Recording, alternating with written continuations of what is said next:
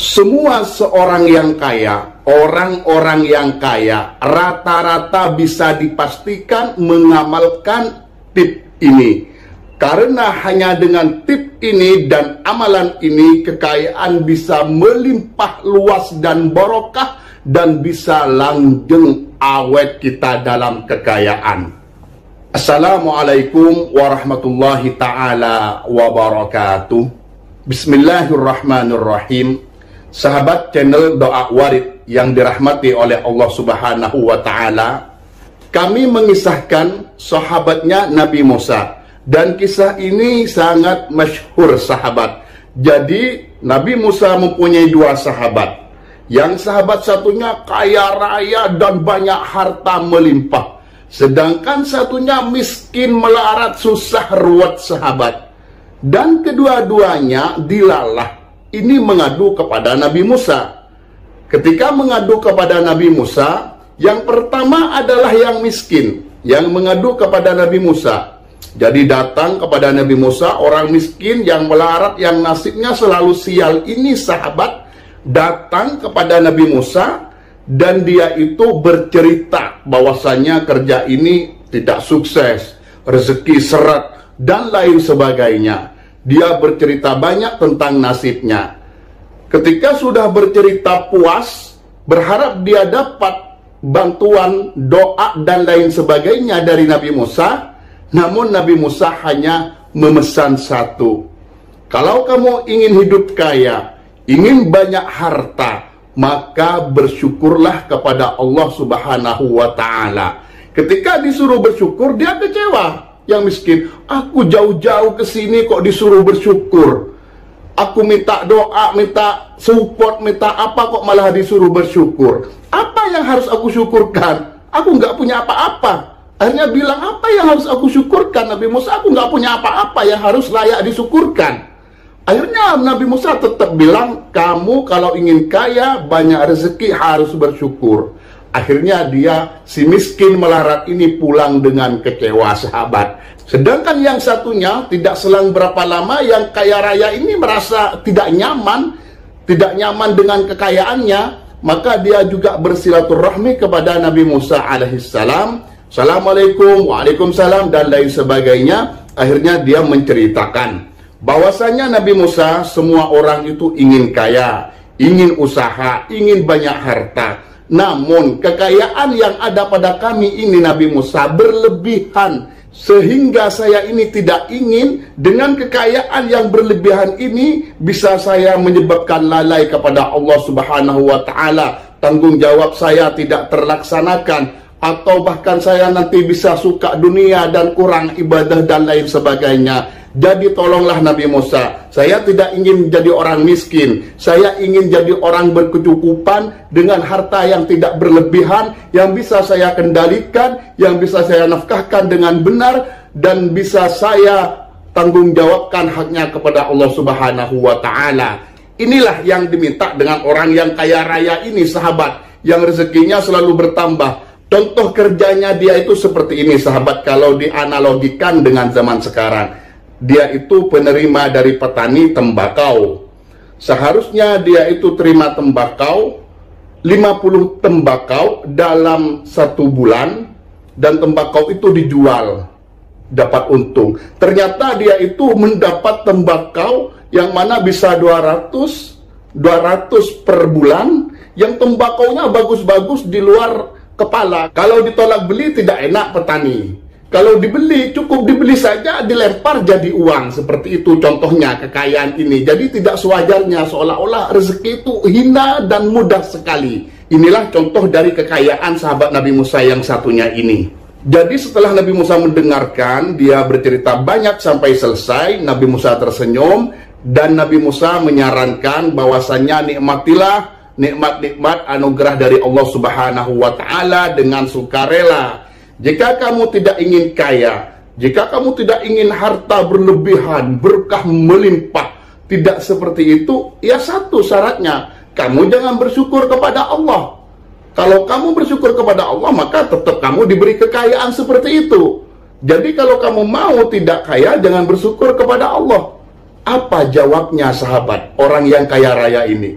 Langsung dia menjawab dengan tegas, wallahi Nabi Musa, jikapun saya tidak punya harta apapun di dunia ini, hanya saya mempunyai badan tanpa baju pun, saya akan wajib bersyukur kepada Allah Subhanahu wa Ta'ala. Saya tetap akan bersyukur kepada Allah Subhanahu wa Ta'ala. Bagaimana kami tidak akan bersyukur kepada Allah Subhanahu wa Ta'ala sedangkan kami diberi mata untuk melihat, diberi mulut untuk memakan, diberi anggota tubuh untuk beraktivitas di dunia ini. Ini tidak ada harganya Nabi Musa. Jadi saya tidak bisa mengikuti saran Nabi Musa. Jika itu caranya, jangan bersyukur kepada Allah Subhanahu wa Ta'ala.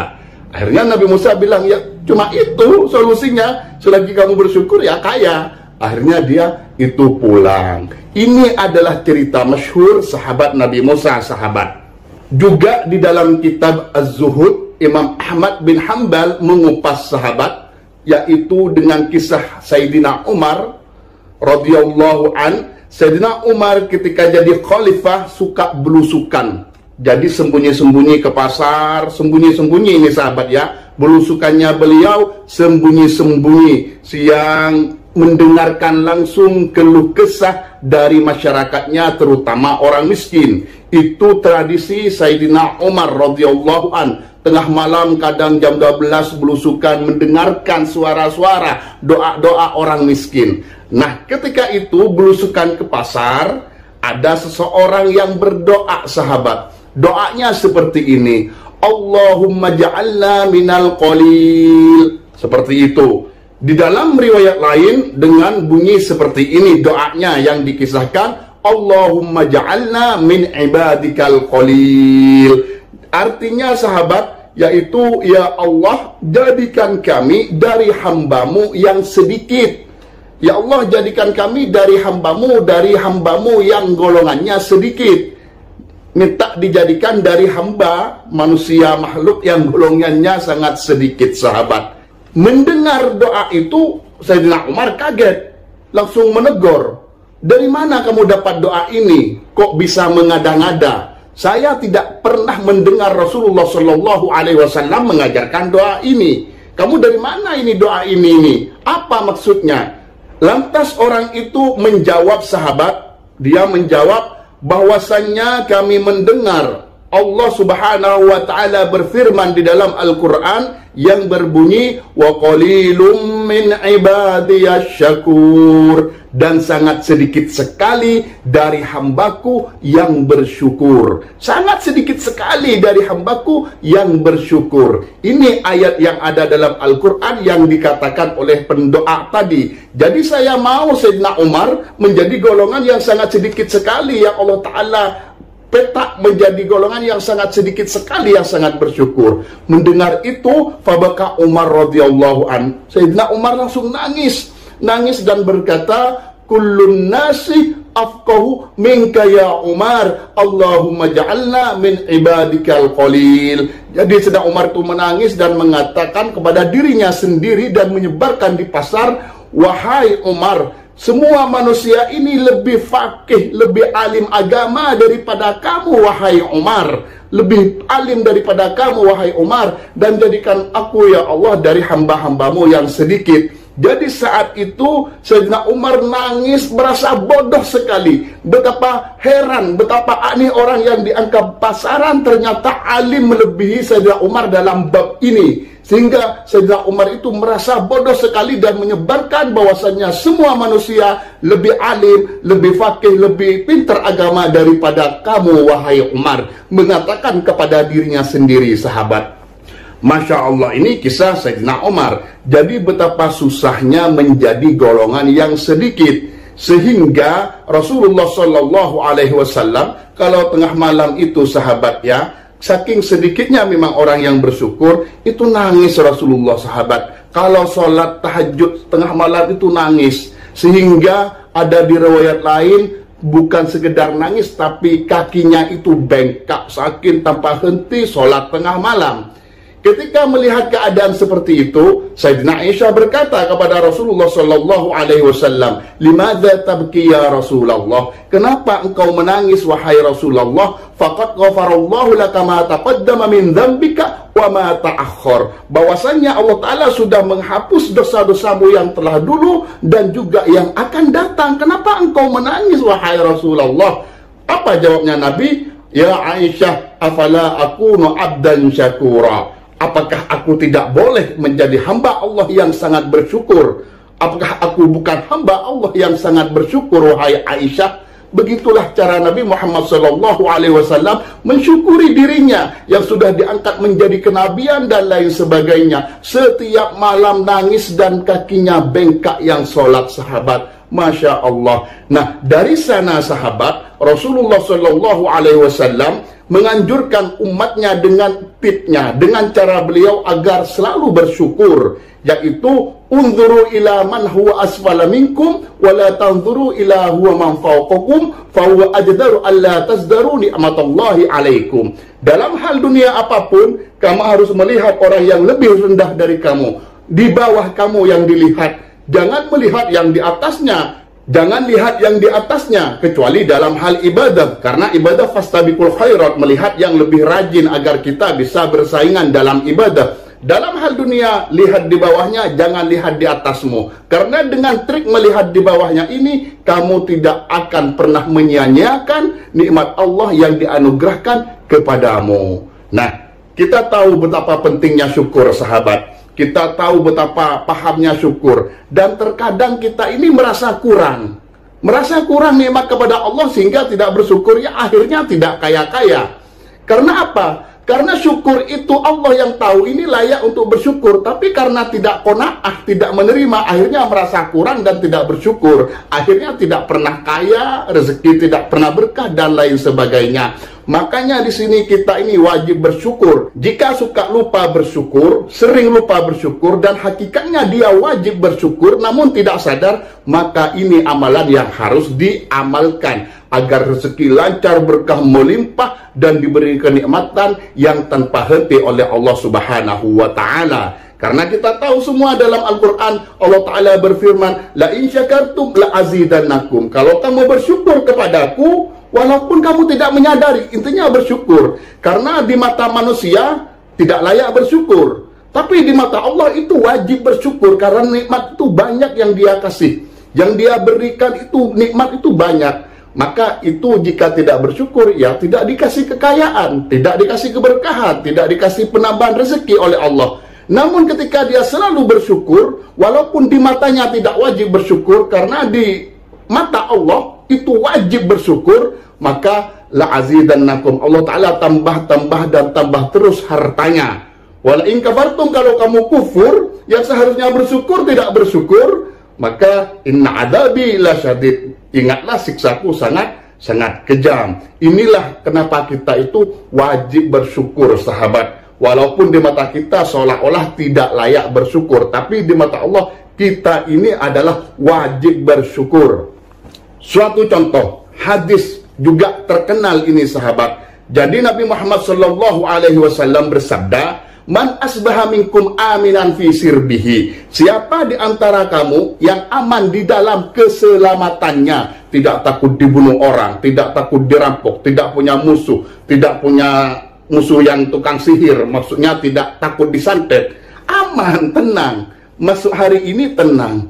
Wa mu'afan fi jasadihi, dan jasadnya itu aman, tidak ada penyakit kencing manis, tidak ada penyakit lambung, tidak mengeluh karena tidak ada penyakit apapun. Indahu qutu yaumihi, dan hari itu juga dia mempunyai apa yang mau dimakan tanpa mengemis, tanpa berhutang. Intinya ada saat hari itu juga. Fa'annama hizat lahu dunya bihadzafiriha, maka orang itu seolah-olah dunia diberikan dan seisi-isinya kepada orang itu. Nah, coba sekarang sahabat kembalikan kepada posisi sahabat, hanya sehat, aman dalam keselamatannya, punya yang dimakan. Apakah hari itu bersyukur? Belum tentu, karena di mata manusia tidak layak bersyukur, tapi di mata Allah itu seperti dunia diberikan seisi-isinya, diberi kesehatan. Coba sahabat itu, na'udzubillah min dzalik, buta. Jadi kalau sahabat pengen tahu, pergi ke orang buta. Mata ini harganya kita miliaran setiap hari. Pergi ke orang buta dan tanyakan ke orang buta, wahai Pak Buta, kamu pilih mana? Uang 1 miliar atau kamu bisa melihat? Maka dengan pasti seorang yang buta itu akan meminta mata yang melihat, sahabat. Bahkan 5 miliar pun tetap memilih mata yang melihat. Jadi kita betapa harus menikmati atau mensyukuri nikmat mata bisa melihat. Ginjal, orang jual beli ginjal 3 miliar. Inilah yang wajib disyukuri, sahabat.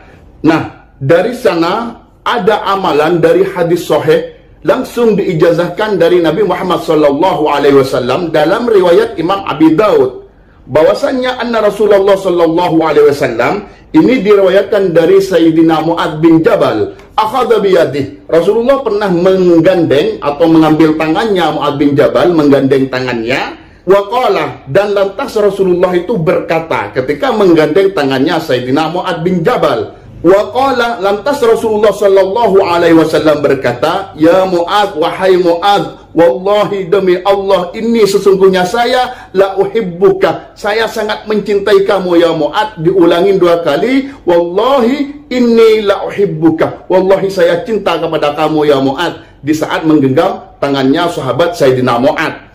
Setelah itu Rasulullah SAW faqala, berkata lagi, usika ya Mu'adz, aku mau mewasiatkan sesuatu kepadamu wahai Mu'adz. Aku berwasiat kepadamu, awas amalkan ini Mu'adz, ingat amalkan ini. La tada'anna fi duburi kulli salatin taqulu, jangan sampai engkau tinggalkan Mu'adz setiap kamu habis sholat untuk kamu berdoa. Ini hadis sahih ya, riwayat Imam Abu Daud. Jadi Rasulullah berwasiat karena cinta kepada Sayyidina Mu'adz untuk tetap mengamalkan setiap habis sholat walaupun minimal 1 kali untuk berkata, Allahumma a'inni ala dzikrika wa syukrika wa husni ibadatik. Jika sahabat itu suka memimpin doa, usahakan diganti dengan dhamir na, yaitu Allahumma a'inna ala dzikrika wa syukrika wa husni ibadatik, yang artinya Allahumma ya Allah, a'inni atau a'inna, bantulah kami ya Allah, tolonglah kami, ala dzikrika, untuk zikir kepadamu, untuk selalu ingat kepadamu ya Allah, wa syukrika, dan untuk selalu bersyukur kepadamu ya Allah. Ini yang suka lupa kita, tanpa bantuan Allah suka lupa. Agar selalu bersyukur kepadamu ya Allah, wa husni ibadatik, dan baiknya beribadah kepadamu. Bantu kami agar ibadah kami baik kepadamu ya Allah. Masya Allah, seperti itu sahabat. Jika ini sudah diamalkan, pastinya sahabat rezeki berkah melimpah. Ada masalah sedikit pun Allah Ta'ala langsung membantu sahabat. Karena Allah Ta'ala berfirman dalam Al-Quran, fadkuruni azkurkum, zikirlah, ingatlah kepadaku, maka aku akan ingat kepadamu. Dalam arti ketika dia bahagia, tidak kekurangan, damai, selalu ingat kepada Allah, berzikir. Maka ketika dia dalam masalah, ketika dia dalam kesempitan, dalam kehimpitan, kemelaratan, Allah Ta'ala pasti melihat dia dan mengingat dia. Makanya dari sana kalau ini diamalkan, kita akan diselamatkan dari mara bahaya, musibah, bala, karena Allah Ta'ala sangat menspesialkan pengamalnya. Dan syukur ini akan menambah derajatnya dan harta-hartanya berkah melimpah kaya. Dan ibadah ini akan menambahkan seorang itu lebih istiqomah dalam melaksanakan ibadah kepada Allah Subhanahu wa Ta'ala. Tawasulnya jika boleh seperti biasanya sahabat, Fatihah kepada Nabi Muhammad SAW, kedua orang tua sahabat dan para wali, atau jika berkenan tambahin man ajazani.